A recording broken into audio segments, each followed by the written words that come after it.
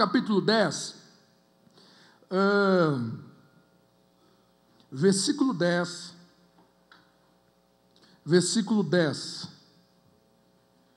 o ladrão não vem senão a roubar, a matar e a destruir. A ênfase para a nossa reflexão: eu vim para que tenham vida e a tenham com abundância. Eu vim para que tenham vida e a tenham com abundância. Podemos dizer junto? 1, 2, 3.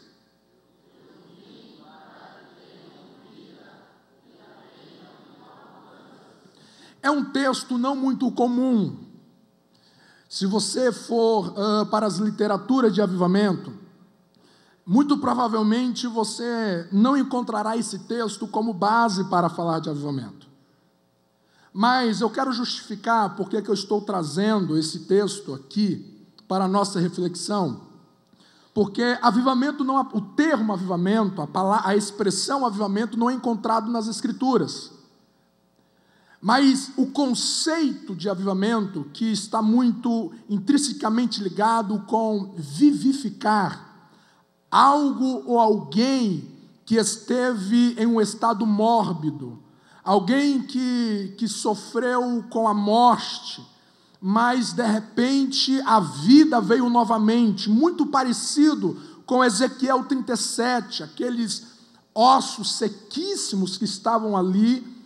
E esses ossos sequíssimos é porque um dia teve vida, mas veio a morrer e agora vai experimentar uma nova experiência de uma nova vida. É mais ou menos nesse contexto que a palavra avivamento na história pós Novo Testamento, que ela é explicada. Os teólogos que trabalham muito na área de avivamento, eles gostam de trazer o texto básico, o Salmo 84, quando o salmista ora, torna a vivificar o teu povo. Essa experiência em que a vida, ela vem com ímpeto, essa experiência onde que a vida é derramada em uma situação, em uma circunstância que está em crise, que está em um momento de morbidez, um momento de morte. E é dentro nessa perspectiva que eu venho com esse texto, porque esse texto está contrastando a vida de Jesus com os falsos pastores. O contexto de João 10 é Jesus pontuando a postura dos falsos pastores que vieram antes dele, que estavam operando durante o seu ministério. Isso seria sucessivamente ao longo da história. E qual é a intenção de Jesus, a atitude de Jesus, o perfil de Jesus em relação às ovelhas? E ele fala: eu vim para que tenham vida e a tenha com abundância. Ora, se o termo avivamento, se o seu conceito está falando de vida, de pessoas que estão recebendo um impacto, que estão recebendo um derramar de uma vida impactante, derramada, então eu penso que esse texto é um texto que pode nos dar o suporte dessa ideia, e já nos convencendo de que avivamento é ideia de Deus. Não há em nenhum momento que nós viemos sugerir avivamento para Deus, sendo que antes Ele não tenha pensado nisso. Então, o nosso momento aqui essa tarde é entender que avivamento é eu vou olhar a partir dessa perspectiva, dessa abundância de vida que é derramado em todos os tempos. Todas as eras da igreja, em algum lugar do mundo, está vivendo essa intensa vida, essa vida transbordante. A igreja sempre é viva, mas existem momentos pontuais na história em que Deus vem com esse transbordar de vida, de uma maneira tão avassaladora, de uma maneira tão transbordante, que marca a história, e que esse momento, essa experiência de um povo, de uma comunidade, de uma nação, isso traz frutos que vai perdurando por anos e anos, que perpetua na história através de registros, e é nessa perspectiva que eu quero pensar com vocês. Quando a gente olha para a história, e eu penso que é exatamente isso que a gente precisa, como igreja, exercitar bastante. De nós olharmos para a nossa história e aprender algumas coisas olhando para a história. É interessante que quando você vai, por exemplo, estudar a biografia de John Wesley, século XVIII, é interessante que John Wesley ele é conhecido muito mais como pregador. Mas, nos últimos anos, os escritos de John Wesley vêm sendo, assim, bastante estudado. E se descobriu que por detrás daquele pregador havia um teólogo, né?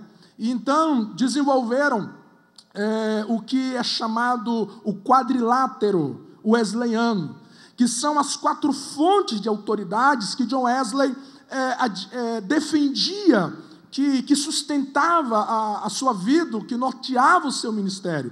E ele falava, claro, em primeiro lugar, as Escrituras.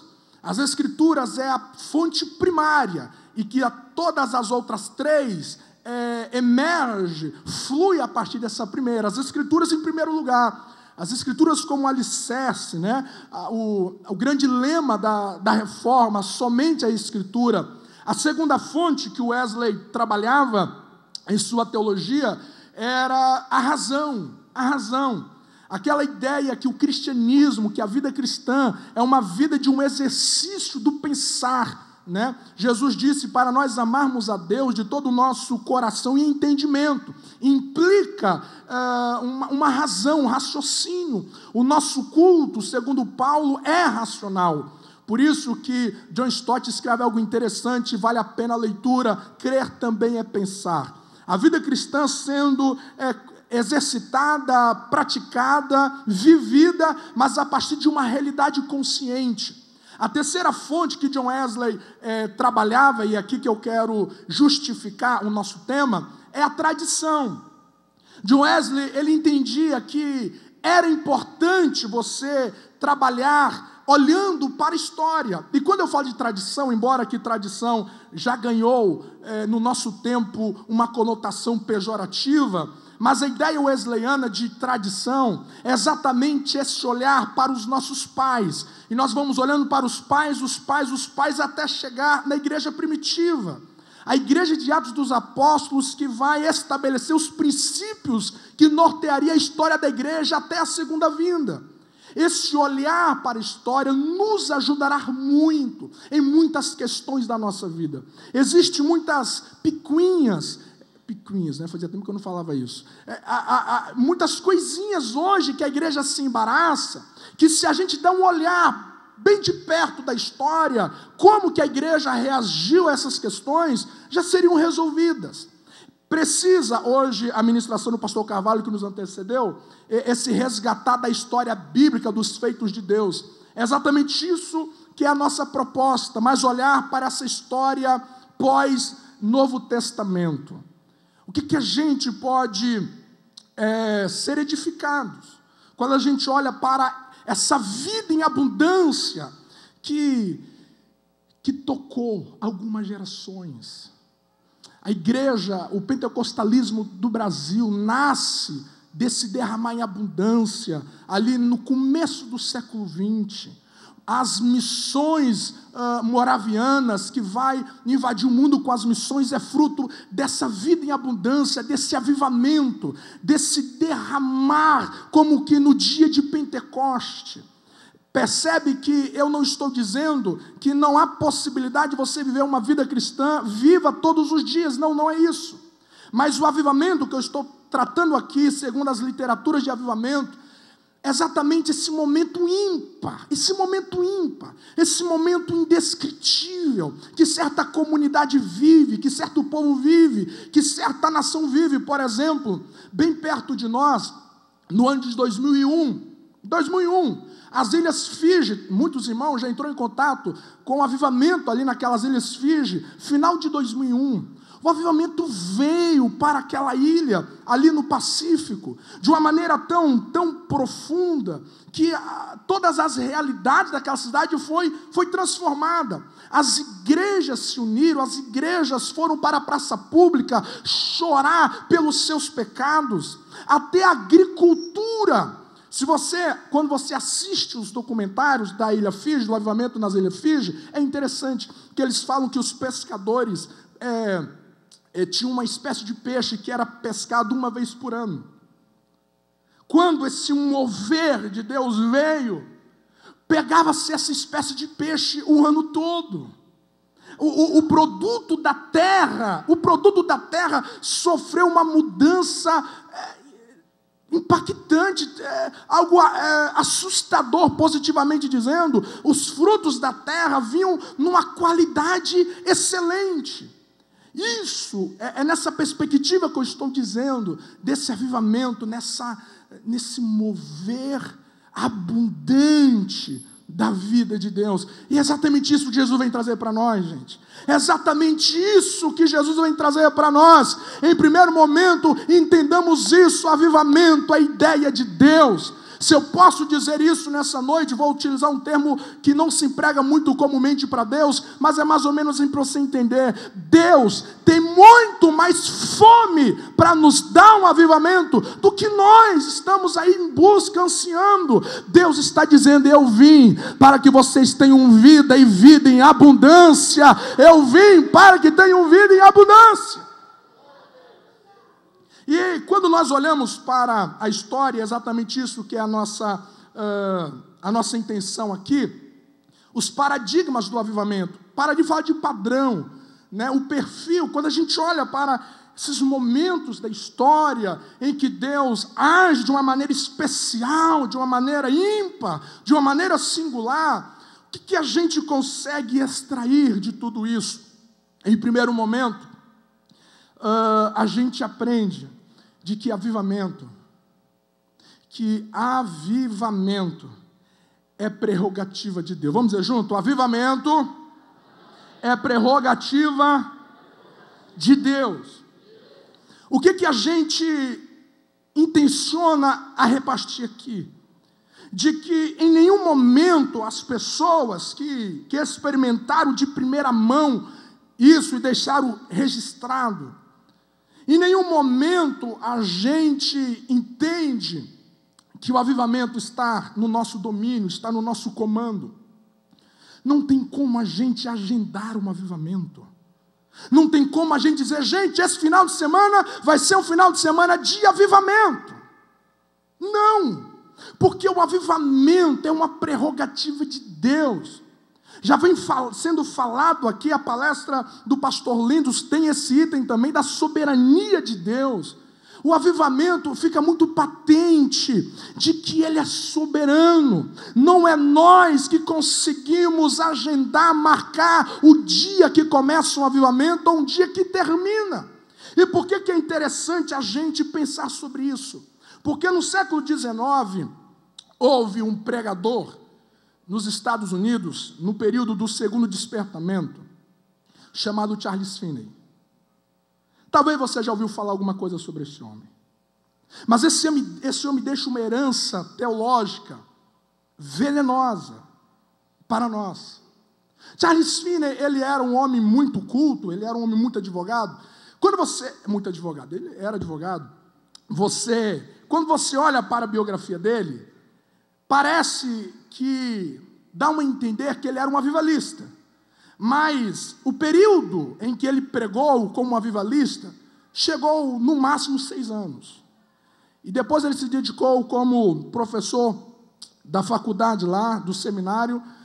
Então ele é mais um teólogo como um avivalista propriamente dito. E ele tinha umas ideias meio que louca. Ele acreditava na autoconversão. Ele não acreditava na soberania de Deus, nessa perspectiva que nós temos, fruto da reforma e da Bíblia em si. Ele pensava que Deus é como um reativo, ele trabalha como um reativo. Deus reage as vontades livres do homem. Então se a gente ajustar as pecinhas aqui, a gente consegue promover um avivamento a qualquer hora, a qualquer dia. Charles Finney deixa uma herança terrível, de que nós conseguimos produzir a nossa própria salvação a partir de uma moral praticada. Isso é terrivelmente terrível. E isso vem sendo passado, e hoje quando você vê lá, uma semana, vem e participa, porque é uma semana de avivamento. Mas como assim uma semana de avivamento? Como assim que a gente consegue dizer, aqui vai começar um? Não. Esse avivamento não é nós que decidimos. É a soberania de Deus. Agora, há uma crise para algumas pessoas em relação à soberania. Aí alguém disse, tudo bem, já que é a soberania, então Deus vai mandar quando Ele quer, é verdade, mas e aí? Então é a gente sentar e cruzar os braços? Quem disse isso? Quem disse que a soberania de Deus nas Escrituras é uma provocação para nós ficarmos na inércia? Quem disse, por exemplo, que pelo fato que nós fomos eleitos por Deus antes da fundação do mundo, que eu posso ver uma vida desregrada porque eu já fui eleito? Muito pelo contrário. Israel é eleito como a nação para gerar o Messias. Deus nunca cobrou das outras nações o que Ele cobrou de Israel. Uma vez eleito, eis a razão e a justificativa para você viver uma vida piedosa e irrepreensível. É por isso que Pedro vai escrever no capítulo 1, versículo 8 da sua segunda epístola universal: confirmai a vossa vocação e eleição. O que eu quero te dizer é o seguinte, que ainda que nós praticamos todas as disciplinas espirituais, ainda que nós oramos, ainda que nós jejuamos, ainda que a gente se consagra, que a gente se humilha, ainda que a gente chega diante de Deus e dilata os nossos corações, Deus nunca vai ficar devendo para nós um avivamento. Aliás, não só um avivamento, mas nada. E isso é algo assim que nos choca, porque a graça nos humilha. A graça nos humilha. Dallas Willard vai escrever um livro, vale a leitura, Espírito da Disciplina, e ele vai dizer algo interessante, de que o antônimo de graça não é esforço. O contrário de graça não é esforço, porque a Bíblia nos convida a esforçar o tempo todo na Bíblia. Ser forte, esforça-te, esforça-te. Então não é contrário à graça. O que é antônimo de graça é mérito. Então olha o que a graça faz com a gente. A graça vem e diz, jejuma, ora, busca, se humilha, se humilha, se humilha, se quebranta, e a gente vem, e a gente fala, mas quando acontece, eu não posso pegar esse microfone e dizer, aconteceu porque eu orei. Aconteceu porque eu fiz. A gente tem que pegar esse microfone e dizer, nós oramos, nós jejuamos, nós consagramos, mas tudo é graça, é favor e merecido de Deus. E é isso que Deus espera de nós. Capítulo 1, capítulo 2 de Atos, você vê uma igreja ali, orando, reunidas, orando, mas eles não tinham ali uma agenda, dizer, vai começar semana que vem, tal hora, depois do lanche. Bom avivamento depois do lanche, nada contra, mas não tinha essa agenda. Vamos orar, e é essa a intenção aqui. Eu não sei se Blumenau vai viver essa abundância singular na história dessa cidade, hoje ou amanhã eu não sei, mas uma coisa é, nós estamos aqui decididos, não abrir mão disso.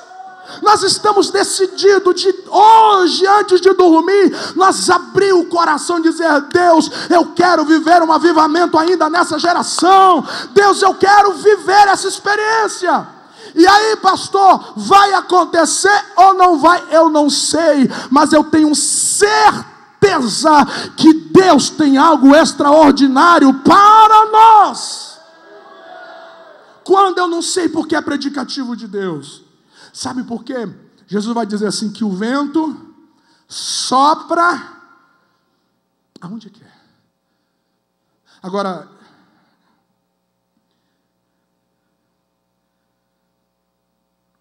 vento.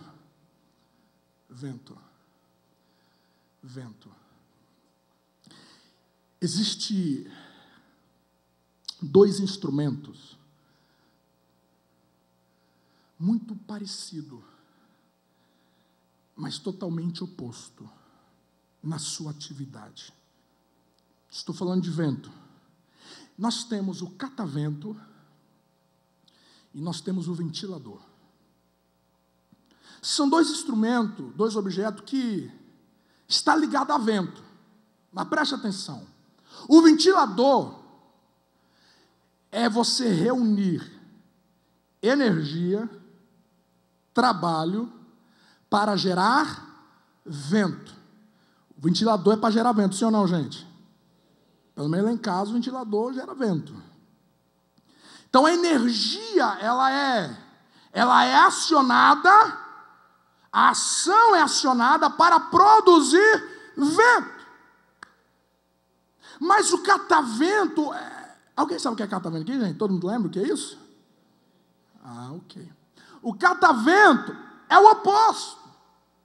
O catavento, ele recebe o vento, e a partir da recepção do vento é gerado a energia. Nós esperarmos na soberania de Deus, gente, olha o que vai acontecer em Atos capítulo 1, capítulo 2. O que Jesus está dizendo, ficar em Jerusalém até que do alto seja revestido de poder, ou seja, não saia do lugar, não tenta promover o vento, não tenta produzir o vento, fiquem reunidos, assentados aí, fica em Jerusalém e espere. E a Bíblia diz que eles estavam assentados, orando, em comunhão. De repente, veio ali sobre eles um barulho como de um vento. Até ali eles estavam quietos, até ali eles estavam aquietando o coração, dizendo: Deus, nós queremos a promessa. Deus, há uma palavra, há uma palavra, há uma palavra. Deus, nós não queremos produzir energia para ter vento, não, Pai, a gente não consegue. Vem, e no capítulo 2, no de repente, aleluia, eles não esperavam no de repente, o vento veio, soprou, e quando soprou, o vento foi liberado, a energia foi produzida, o avivamento foi espalhado. O que eu quero te fazer entender, que o nosso desafio, gente, é nós aquietar o nosso coração diante da soberania de Deus, dizer: Deus, enquanto o vento não vir, eu não quero produzir energia própria, eu não quero fazer com as minhas... É por isso que às vezes nós como liderança cansamos, é por isso que nós como igreja, nós nos fadigamos, porque muita coisa, gente, muita coisa que a gente faz na vida, a gente faz usando a nossa energia para produzir o vento. Isso cansa, isso desgasta. Então não tem paciência com o marido, então não tem paciência com a esposa, então a gente fica totalmente assim desgastado. Mas experimenta dizer: Deus, eu não vou levantar a minha mão enquanto o teu vento soprar e a energia chegar, eu não vou sair do lugar, porque Ele é soberano, não está no nosso poder, não está no nosso domínio, tudo pertence a Ele. O nosso papel é esperar o vento soprar, para o vento e energia de Deus fluir através da nossa vida.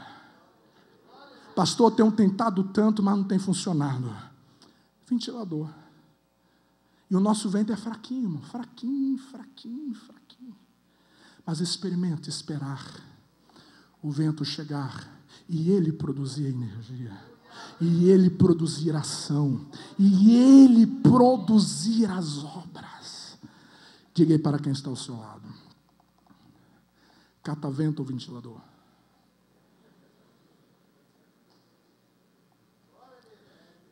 Esperar até que venha, não está. E quando a gente pensa na soberania, a gente pensa numa relação de intensa dependência. Isso era muito claro nos avivamentos. Quando os avivamentos varreu as Ilhas Hébridas,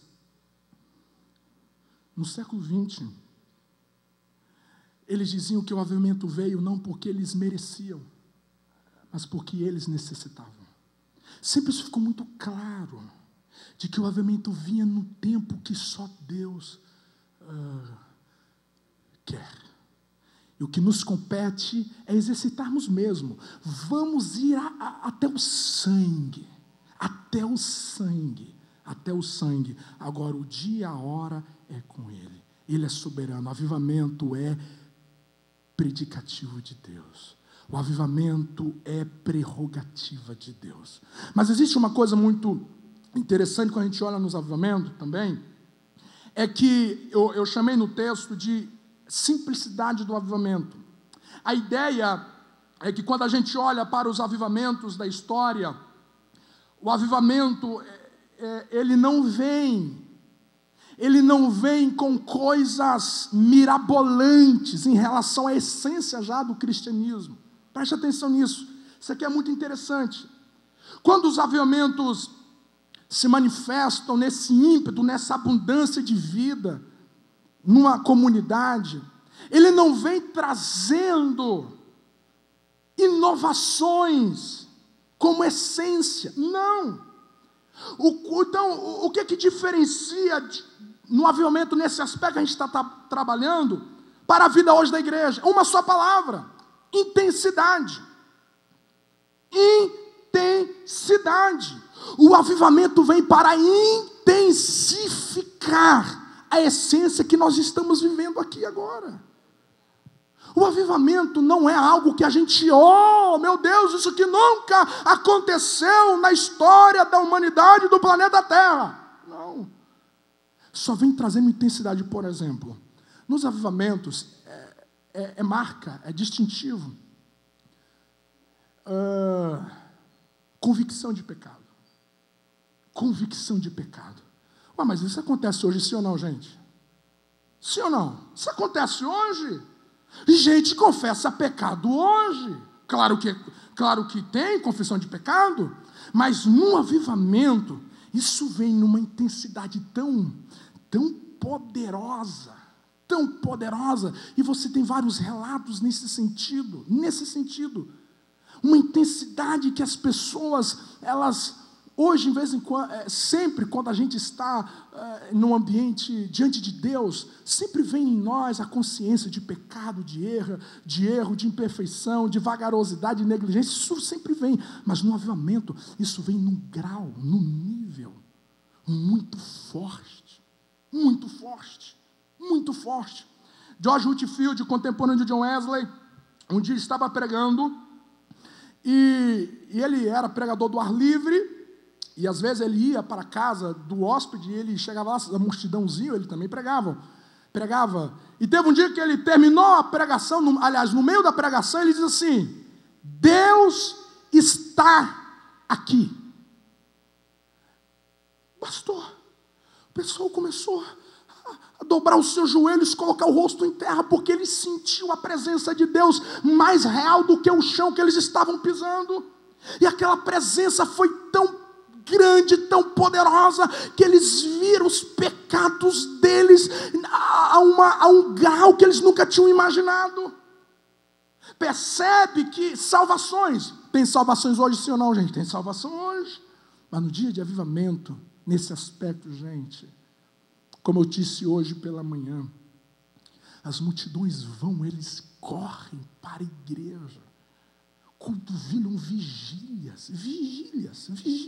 As pessoas não querem ir embora. Quando David Livingstone vai pregar, no século XVII, lá na Escócia, ele estava pregando sobre Ezequiel 37, o Vale de Ossos Secos. Ele pregou 1 hora.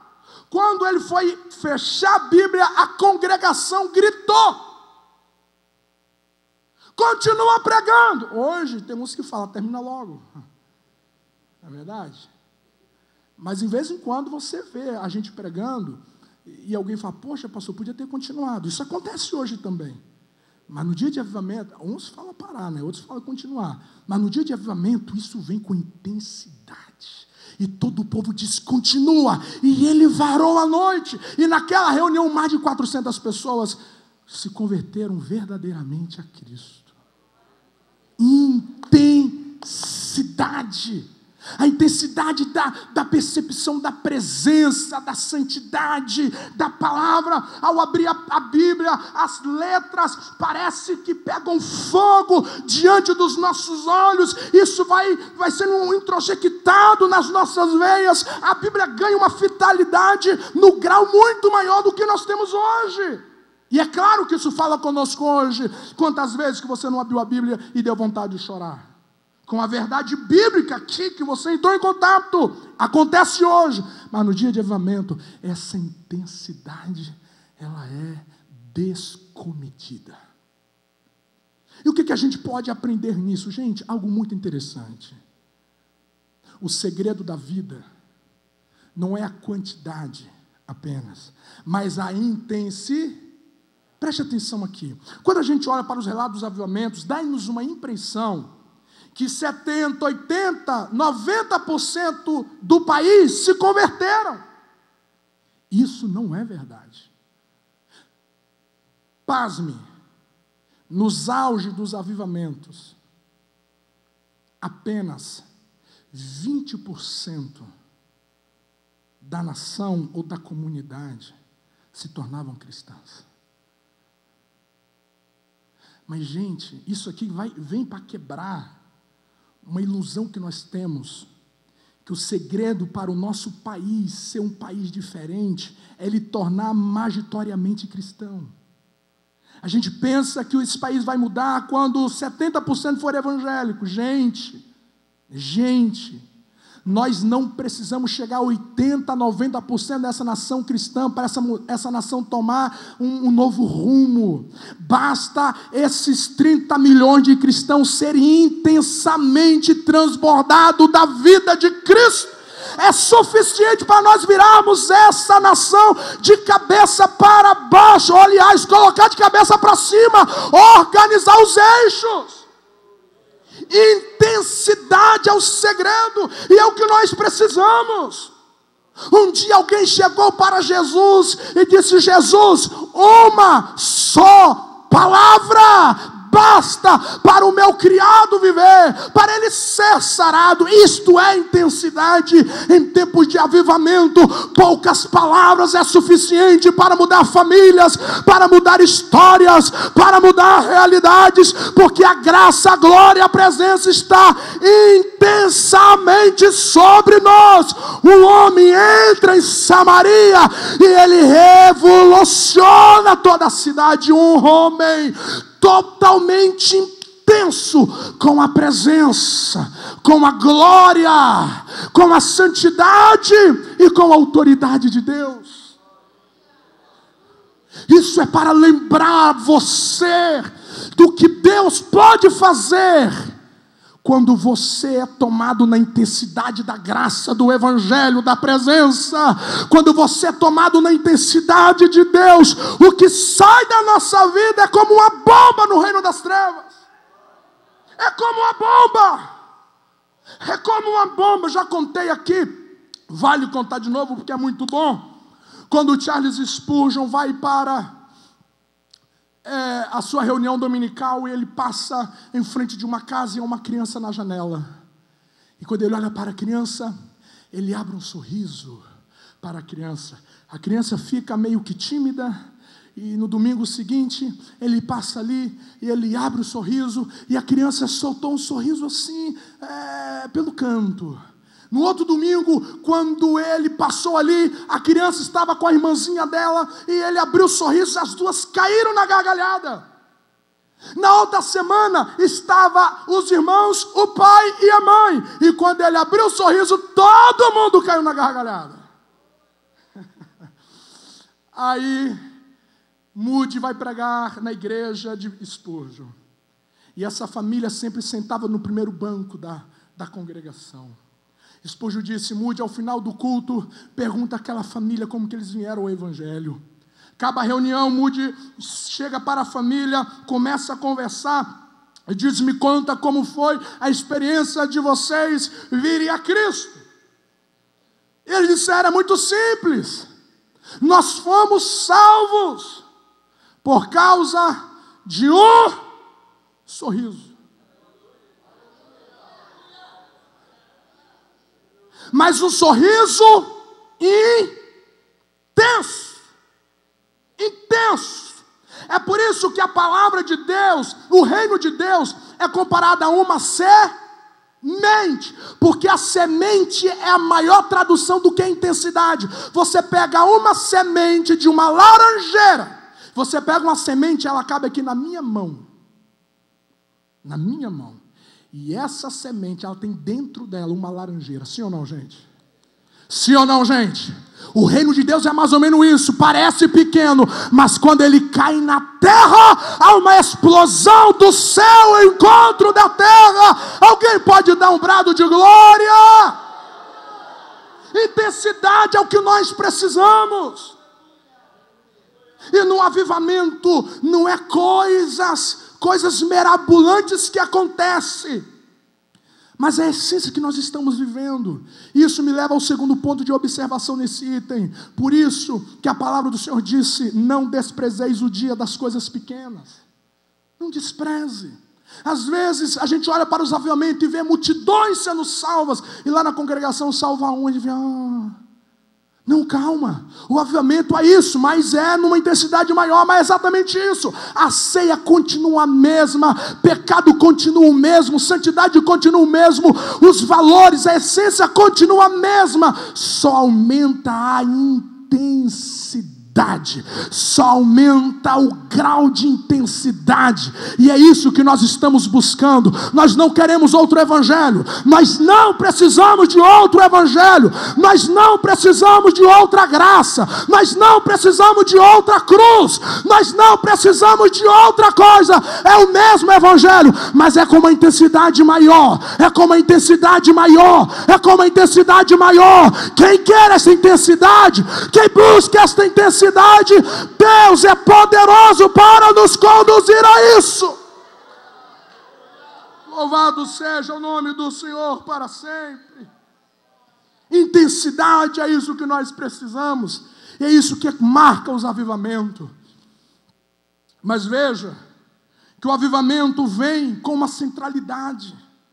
E sempre quando a gente ouve de avivamento nesse aspecto de varrer nação, varrer comunidade, varrer povos, a gente fica sempre encantado com milagres. E isso enche sempre os nossos olhos. Sinais, prodígios.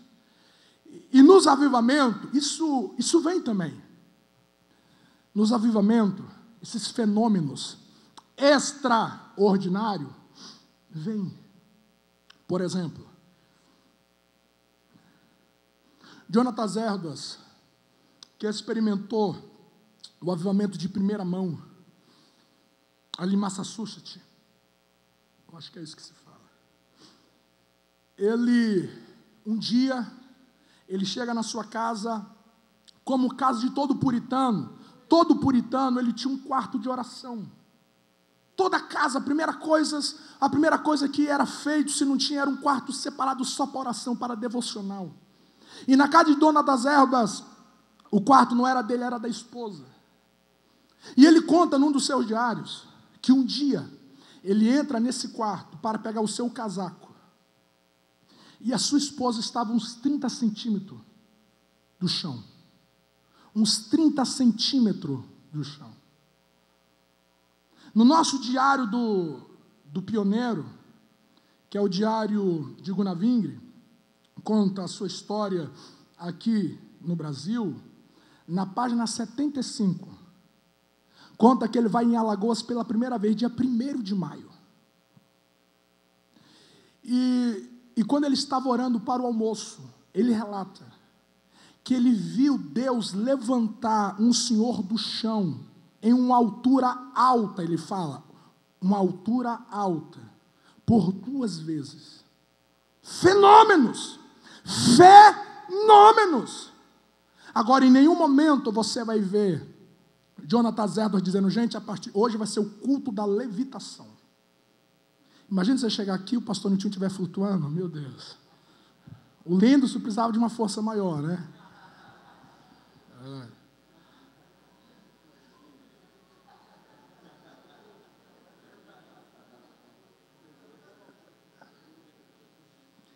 Não, gente, não tem isso. Isso acontecia. Isso era, Jonathan Edwards, ele escreve um clássico chamado Afeições Religiosas, que é um tratado apenas para filtrar as emoções no avivamento. Isso acontece muitas coisas mirabolantes, mas isso, gente, é rodapé.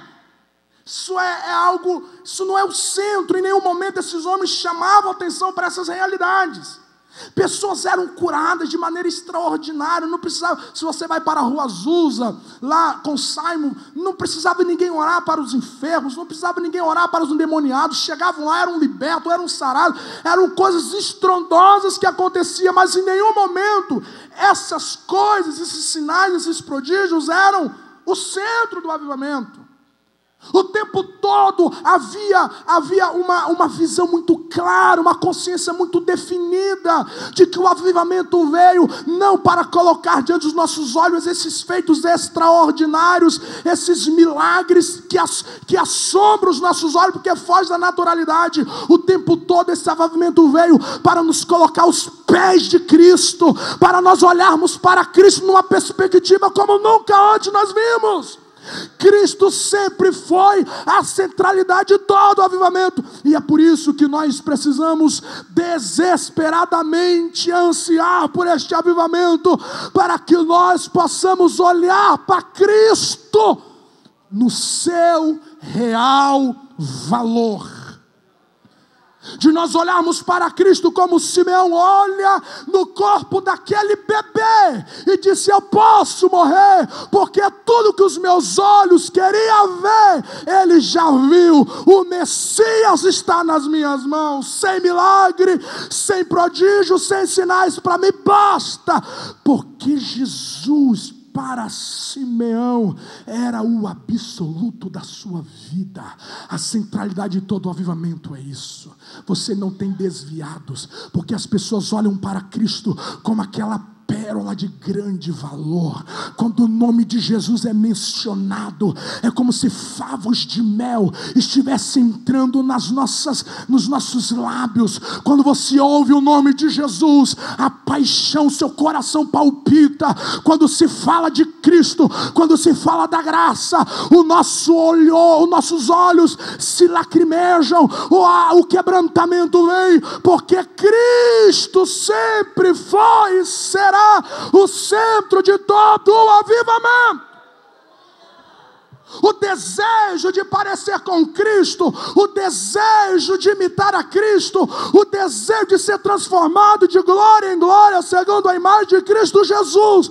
Isso se torna o começo, o meio e o fim do nosso dia e da nossa agenda.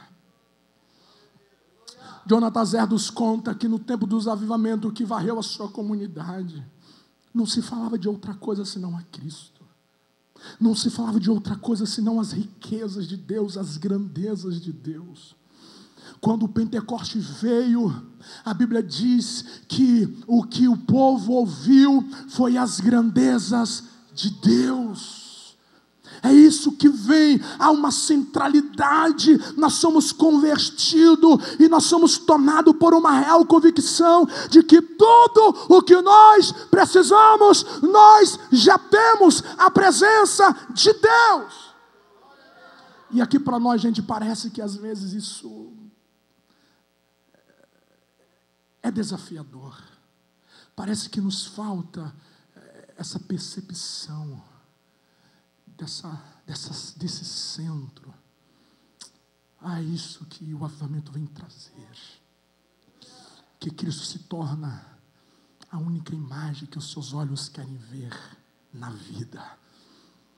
O avivamento vem para que você entenda que a natureza de Cristo está em ti, para traduzir todas as suas virtudes nas suas relações, nos seus âmbitos de influência.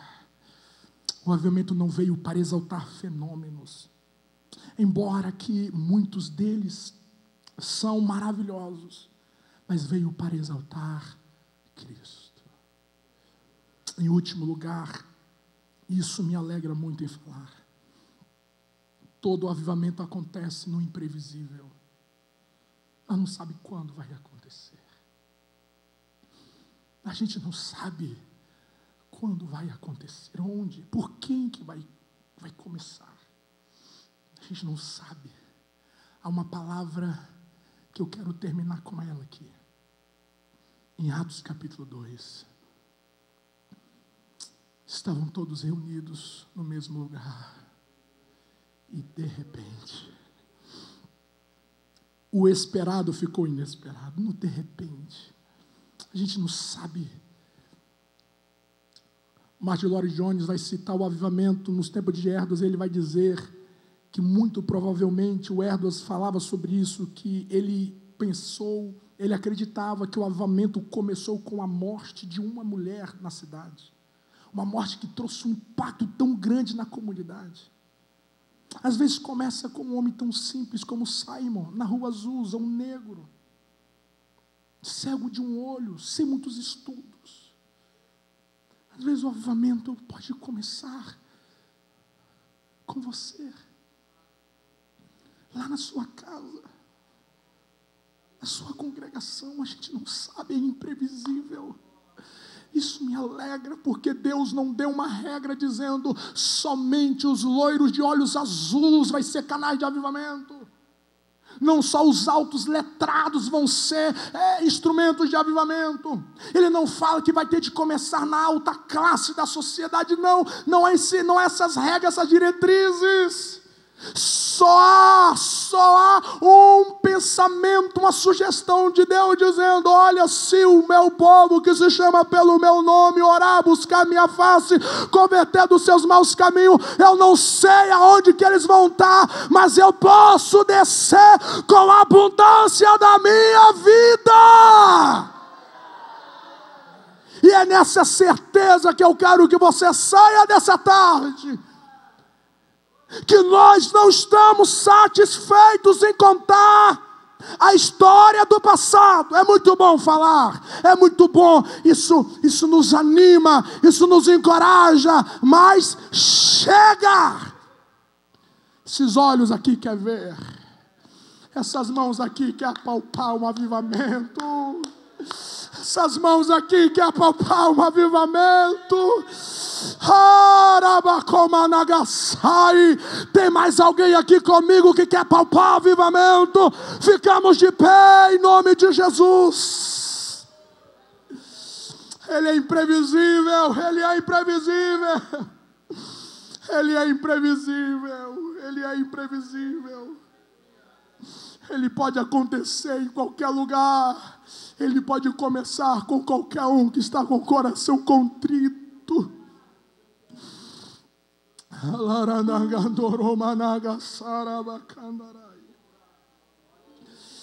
Eu quero orar por alguém aqui na frente. Eu quero orar por alguém aqui na frente. Eu quero orar por alguém aqui na frente. Alguém que crê no imprevisível de um avivamento. Alguém que quer viver essa abundância de vida que Jesus veio para dar. Pastor, eu estou vivo, eu sei que você está vivo, mas não estou falando de vida, eu estou falando de abundância de vida. Pastor, meu casamento está razoável. Não, eu não estou falando de um casamento razoável, eu estou falando de um casamento com abundância de vida. Pastor, a minha vida está mais ou menos. Eu não estou falando de vida mais ou menos. O que eu quero te dizer é que há um Deus que está querendo derramar uma abundância de vida. Abundância, abundância, abundância. O verbo utilizado no Pentecoste foi derramar. Não é um gotejar, é um derramar. E é imprevisível. Aleluia, aleluia. Eu quero que você clame por essa abundância de vida. Todo avivamento reduz nessa abundância de vida de Cristo, nessa abundância que vai além do que nós apalpamos, uma abundância de vida que vai além do que os nossos olhos contemplam na naturalidade, uma abundância que traz o eterno em conexão com esta vida. Aleluia. Vamos orar para que esta vida venha na sua intensidade total.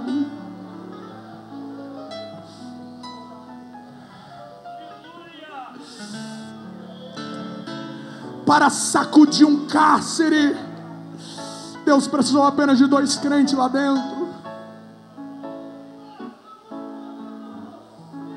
Pastor, na minha família só eu que sou crente. Ai, é tudo que Deus precisa. Pastor, lá na minha sala de aula só eu sou crente. É tudo que Deus precisa.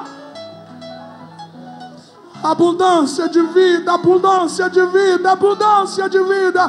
Eu vim para que tenham vida e vida em abundância. Oh Cristo,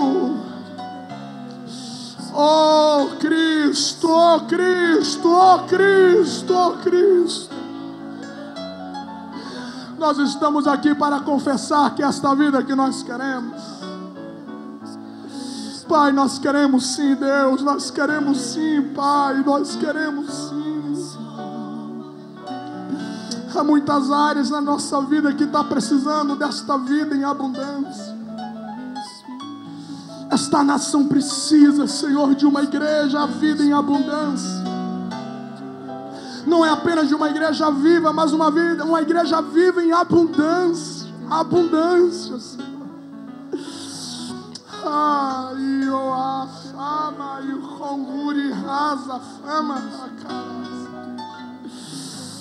Oh Espírito de Deus, nós oramos.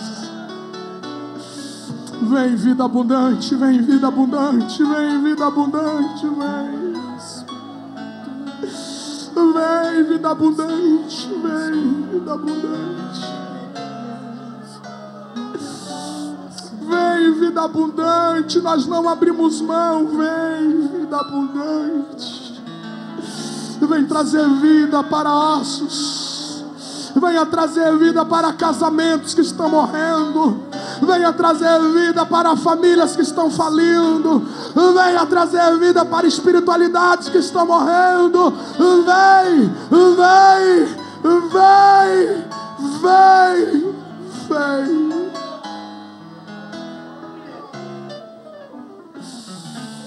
Não, Deus, nós não conseguimos produzir um vento que transforma. É o Senhor que precisa soprar. Nós dependemos totalmente de Ti, Pai. Não deixa que esta vontade morra após este seminário. Não deixa, Pai, que esta sede termine na semana que vem. Ajuda-nos a sermos perseverantes. Eu não sei quanto tempo, se nós precisamos ser perseverantes, uma semana, um mês, um ano, eu não sei. Mas nós não queremos, Pai, nós não queremos nada menos do que esta vida em abundância. O Alejandro Caleb precisa, Senhor, experimentar essa vida em abundância. A Alessa Kelta precisa saber o que é uma igreja com vida em abundância. Meu Deus, meu Deus, meu Deus, meu Deus.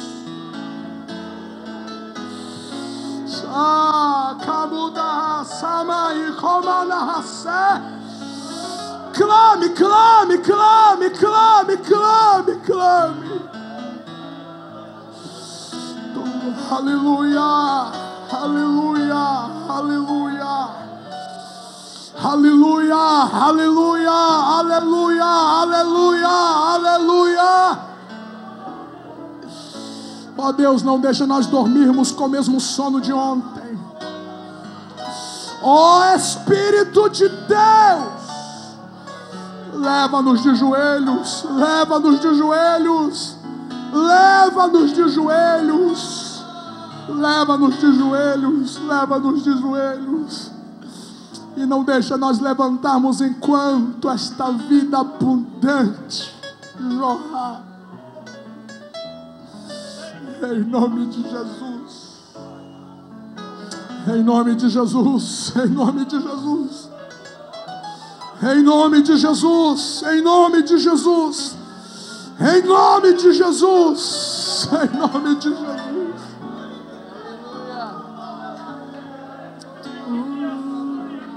Vem Espírito de Deus, vem Espírito de Deus, o meu coração é o teu altar. Vem Espírito de Deus, vem Espírito de Deus, o meu coração é o teu altar. Flui. Aleluia. Diga aí para quem está ao seu lado: há uma vida abundante te esperando. Há uma vida abundante te esperando. Há um ministério abundante te esperando. Há um casamento abundante te esperando. Há uma família abundante te esperando. Aleluia, aleluia, aleluia.